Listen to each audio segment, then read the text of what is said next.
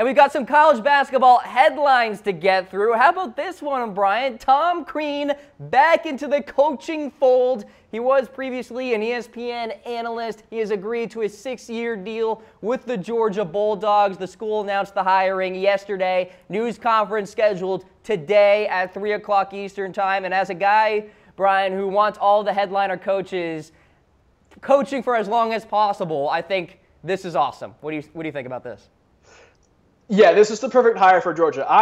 I selfishly wanted Tom Crean to stay at ESPN because I think he's an incredible analyst, but that, again, goes back to how good of a coach he is. He rebuilt programs at Marquette and then Indiana. Also, he wasn't able to sustain the top-tier success that Indiana wants, but for a program like Georgia who's looking to be relevant and looking to build themselves into something, Tom Crean was a perfect hire. Pitt was really going after Tom Crean. Pitt, by the way, just announced that they're going to allow 8 players from their current roster to transfer since they hired Kevin Stallings. So Pitt's going to be just a dumpster fire for a few more years. But Crean was a guy in very high demand, but I think Georgia was a perfect fit for him.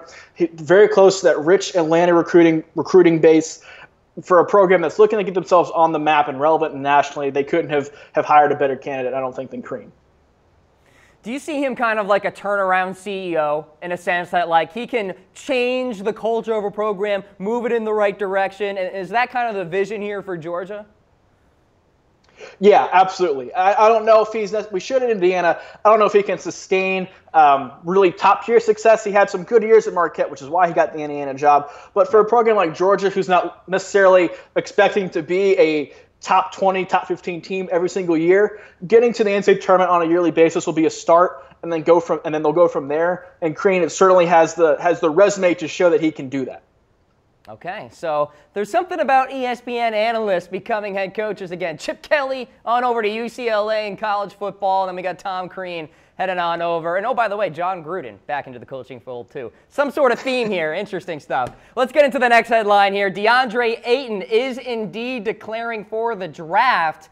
Quote saying, "I think I'm ready for the NBA." Brian, this was immediately after the loss to Buffalo, which is really interesting. He took a different approach than Trae Young. We'll talk about him in the next headline. But Deandre Ayton, do you agree? Is he ready for the NBA? Yeah, he's going to be the #1 overall pick in the draft, no matter what.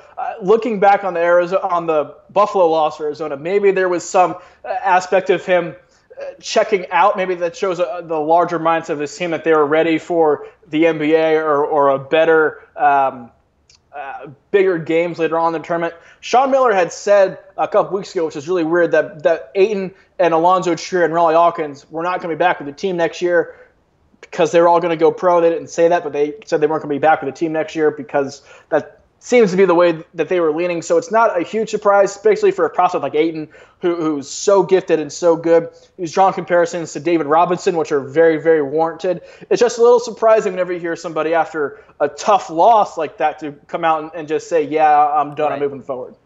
You know, Brian, it's interesting because maybe this whole investigation with Arizona had something to do with that decision. Do you think? Maybe a little bit, but again, when you're projected to be the #1 overall pick in the draft, you're going to go.